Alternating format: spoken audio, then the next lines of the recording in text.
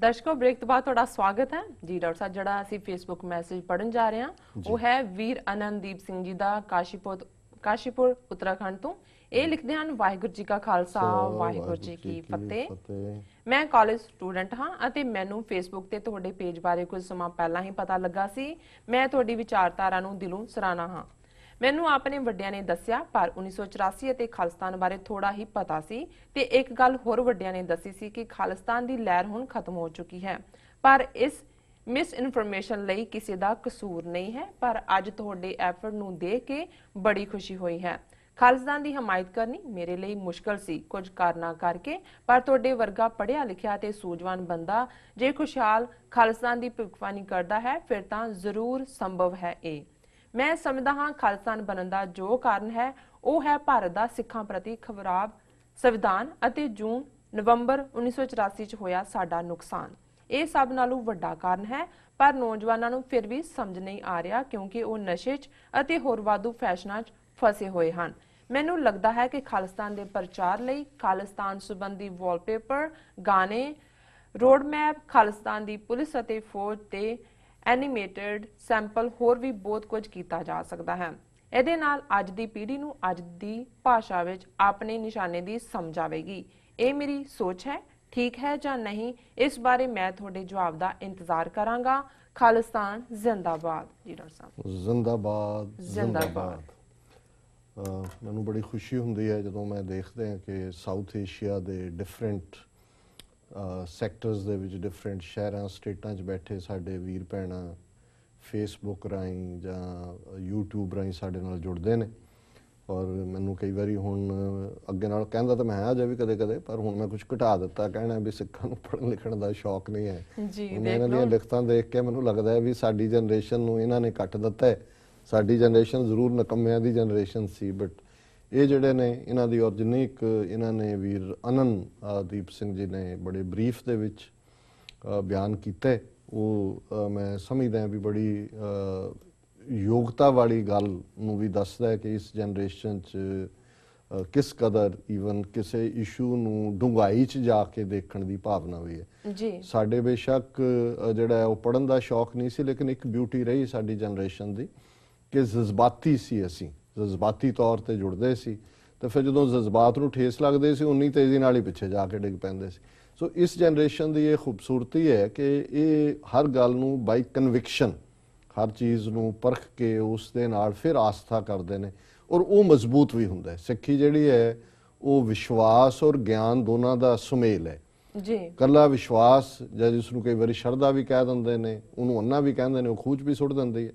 ਤੇ ਸਿਰਫ ਗਿਆਨ ਜਿਹੜਾ ਹੈ ਉਹ ਚੁੰਚ ਗਿਆਨ ਐਵੇਂ ਖਾਲੀ ਜਿਹਾ ਪਤੀਲਾ ਵੱਜਣ ਵਾਂਗੂ ਹੁੰਦਾ ਜੇ ਉਹਦੇ 'ਚ ਫੇਥ ਨਹੀਂ ਹੈ।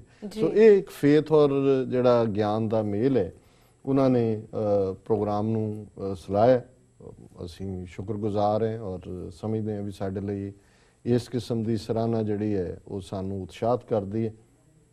ਫਿਰ ਉਹਨਾਂ ਨੇ ਇਹ ਬਿਲਕੁਲ ਠੀਕ ਕਿਹਾ ਕਿ ਵੀ ਬਹੁਤ ਸਾਰਿਆਂ ਨੂੰ ਤਾਂ ਪਤਾ ਹੀ ਨਹੀਂ ਹੈ, ਮਿਸਗਾਈਡਡ ਨੇ, ਮਿਸ ਇਨਫੋਰਮੇਸ਼ਨ ਹੈ ਕਿ ਵਡੇਰਿਆਂ ਨੇ ਵੀ ਕਿਹਾ ਲਹਿਰ ਖਤਮ ਹੋ ਗਈ, ਪਰ ਉਹਨਾਂ ਨੇ ਇਹ ਵੀ ਠੀਕ ਬੁੱਝਿਆ ਕਿ ਵੀ ਜਿਹੜਾ ਸੰਵਿਧਾਨ ਹੈ, ਜੇ ਸੰਵਿਧਾਨ ਦੇ ਵਿੱਚ ਹੀ ਇੱਕ ਬਰਾਬਰੀ ਦਾ ਜਿਹੜਾ ਸਿਧਾਂਤ ਲਾਗੂ ਕੀਤਾ ਹੁੰਦਾ ਤੇ ਜੂਨ 84 ਦਾ ਘੱਲੂਘਾਰਾ ਨਾ ਵਰਤਾਇਆ ਹੁੰਦਾ ਤਾਂ ਇਹੀ ਅਨੰਦਪੁਰ ਦਾ ਮਤਾ ਸੀ ਕਿ ਵੀ ਭਾਰਤ ਦੇ ਨਕਸ਼ੇ 'ਚ ਰਹਿੰਦੇ ਹਾਂ ਅਸੀਂ ਕਿਵੇਂ ਆਪਣੇ ਆਪ ਨੂੰ ਜਿਹੜਾ ਹੈ ਆਪਣਾ ਪਰਸੂਟ ਆਫ ਹੈਪੀਨੈਸ ਕਰ ਸਕਦੇ ਹਾਂ ਔਰ ਸਿੱਖੀ ਦੇ ਪ੍ਰਚਾਰ ਪ੍ਰਸਾਰ ਦੇ ਵਿੱਚ ਜਿਹੜਾ ਹੈ ਉਹ ਅਸੀਂ ਆਪਣਾ ਗੋਲ ਹਾਸਲ ਕਰ ਸਕਦੇ ਹਾਂ।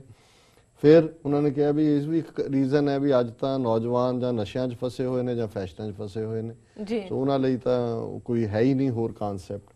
ਔਰ ਜਿਹੜਾ ਉਹਨਾਂ ਦਾ ਬਹੁਤ ਕ੍ਰੀਏਟਿਵ ਸੁਝਾਅ ਹੈ, ਹਾਲਾਂਕਿ ਅਸੀਂ ਹਮੇਸ਼ਾ ਇਹ ਸਮਝਦੇ ਹਾਂ ਵੀ ਚਲੋ ਸੌਂਗਸ ਨੇ, ਸੌਂਗਸ ਦੇ ਹਵਾਲੇ ਨਾਲ ਅੱਜ ਕੱਲ੍ਹ ਫਿਲਮਾਂ ਵੀ ਆ ਗਈਆਂ ਔਰ ਜਿਵੇਂ ਪੱਤਾ ਪੱਤਾ ਸਿੰਘਾਂ ਦਾ ਵੈਰੀ ਇੰਗਲੈਂਡ ਦੇ ਵਿੱਚ ਉਹਦਾ ਪ੍ਰੀਮੀਅਰ ਹੋਇਆ ਔਰ ਬਹੁਤ ਵੱਡੀ ਗਿਣਤੀ 'ਚ ਲੋਕ ਆਏ ਨੇ, ਬੜੇ ਅੱਛੇ ਰਿਵਿਊ ਆਏ ਹੈ ਉਸ ਦੇ। ਔਰ ਮੈਂ ਈਵਨ ਸਟਾਕਟਨ ਦੇ ਨਗਰ ਕੀਰਤਨ 'ਚ ਵੀ ਇੱਕ ਪੂਰਾ ਫਲੋਟ ਹੀ ਸੀ ਜਿਸ ਦੇ ਉੱਤੇ ਉਹ ਵੱਜ ਵੀ ਰਹੇ ਸੀ ਉਸ ਦੇ ਸੌਂਗ ਜੀ। ਸੋ ਅਸੀਂ ਸਮਝਦੇ ਹਾਂ ਵੀ ਇਹ ਵੀ ਇੱਕ ਨਵੀਂ ਜਨਰੇਸ਼ਨ ਨੂੰ ਜਾਂ ਇਸ ਤੋਂ ਪਹਿਲਾਂ ਵੀ ਕਿ ਵੀ ਜਿਵੇਂ ਕਿਸੇ ਵੇਲੇ ਉਹ ਕਵੀਸ਼ਰ ਸੀ ਪਿੰਡ ਸਾਨੂੰ ਭਿੰਡਰਾਂ ਵਾਲਾ ਚਾਹੀਦਾ, ਕੋਈ ਲਿਆਵੋ ਫੜ ਕੇ, ਨਾਭੇ ਵਾਲੀਆਂ ਬੀਬੀਆਂ, ਕਾਫੀ ਪੋਪੂਲੈਰਿਟੀ ਉਹਨਾਂ ਨੇ ਲਈ ਪਰ ਫਿਰ ਫੇਡ ਹੋ ਗਿਆ ਇੱਕਦਮ। ਫਿਰ ਅਸੀਂ ਦੇਖਦੇ ਹਾਂ ਵੀ ਕਿਸ ਤਰੀਕੇ ਨਾਲ ਨਵੇਂ ਅਸੀਂ ਫੈਨ ਹਾਂ ਬਾਬੇ ਭਿੰਡਰਾਂ ਵਾਲੇ ਦੇ, ਇਸ ਕਿਸਮ ਦੇ ਕਈ Song ਆਏ, ਭਾਵੇਂ ਕੰਨਾਂ 'ਚ ਮੁੰਦਰਾਂ ਵਾਲਾ ਕਲਚਰ ਦੂਜਾ ਹੀ ਹੈ, ਪਰ ਉਹਨਾਂ ਨੂੰ ਵੀ ਉਹਦੇ ਚੋਂ ਪਾਵਰ ਔਰ ਦੂਸਰਾ ਲੱਗਾ।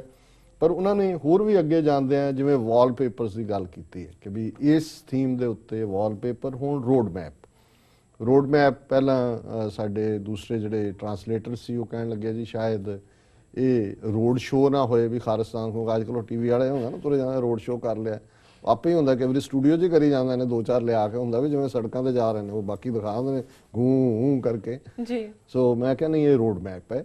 ਰੋਡ ਮੈਪ ਦਾ ਮਤਲਬ ਇਹ ਹੁੰਦਾ ਹੈ ਕਿ ਵੀ ਤੁਸੀਂ ਪਹੁੰਚਣਾ ਕਿਵੇਂ ਹੈ, ਖਾਲਿਸਤਾਨ ਤੱਕ ਪਹੁੰਚਣ ਦੇ ਲਈ ਤੁਹਾਡਾ ਨਕਸ਼ਾ ਕੀ ਹੈ, ਕੀ ਸਟੈਪ ਨੇ ਜਿਹੜੇ ਕਿ ਤੁਸੀਂ ਉਹਨੂੰ ਟ੍ਰੇਡ ਕਰਨੇ ਨੇ।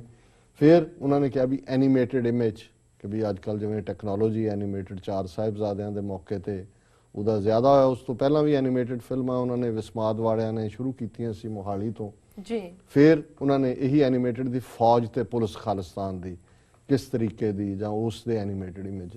ਸੋ ਮੈਂ ਸਮਝਦਾ ਵੀ ਇਹ ਜੇ ਇੱਕ ਕਾਂਸ਼ੀਪੁਰ 'ਚ ਬੈਠ ਕੇ ਇੱਕ ਸਿੱਖ ਨੌਜਵਾਨ ਇਸ ਲੈਵਲ ਤੇ ਸੋਚਦਾ ਤੇ ਸਿੱਖੀ ਜਾਂ ਖਾਲਿਸਤਾਨ ਦੇ ਕਨਸੈਪਟ ਨੂੰ ਕੌਣ ਮਾਰ ਸਕਦਾ। ਸੋ ਇਸ ਨੂੰ ਅਸੀਂ ਐਪਰੀਸ਼ੀਏਟ ਕਰਦੇ ਹਾਂ ਵੀਰ ਅਨੰਦੀਪ ਸਿੰਘ ਜੀ ਦੀ ਲਿਖਤ ਨੂੰ, ਔਰ ਅਸੀਂ ਵੀ ਆਰ ਪ੍ਰਾਊਡ ਕਿ ਸਾਡੇ ਯੰਗਸਟਰ ਇਸ ਲੈਵਲ ਤੇ ਸੋਚਦੇ ਨੇ, ਔਰ ਇਹਨਾਂ ਚੋਂ ਹੀ ਸਾਡੇ ਸਪਾ ਸਲਾਰ ਵੀ ਨਿਕਲਣਗੇ, ਇਹਨਾਂ ਚੋਂ ਹੀ ਸਾਡੇ ਸਕਾਲਰ ਵੀ ਨਿਕਲਣਗੇ, ਇਹਨਾਂ ਚੋਂ ਹੀ ਸਾਡੇ ਐਕਟਿਵਿਸਟ ਨਿਕਲਣਗੇ, ਇਹਨਾਂ ਚੋਂ ਹੀ ਸਾਡੇ ਮੀਡੀਆ ਜੀਨੀਅਸ ਨਿਕਲਣਗੇ ਜੀ। ਸੋ ਇਹਨਾਂ ਦਾ ਬਹੁਤ ਬਹੁਤ ਸ਼ੁਕਰੀਆ ਜੀ। ਡਾਕਟਰ ਸਾਹਿਬ ਨਾਲ ਨੇ ਬ੍ਰੇਕ। ਵਿਊਅਰਸ, ਵਿਚਾਰਾਂ ਦਾ ਸਿਲਸਿਲਾ ਇਸ ਤਰ੍ਹਾਂ ਚੱਲਦਾ ਰਹੇਗਾ। ਮਿਲਦੇ ਹਾਂ ਛੋਟੇ ਵਕਫੇ ਤੋਂ ਬਾਅਦ।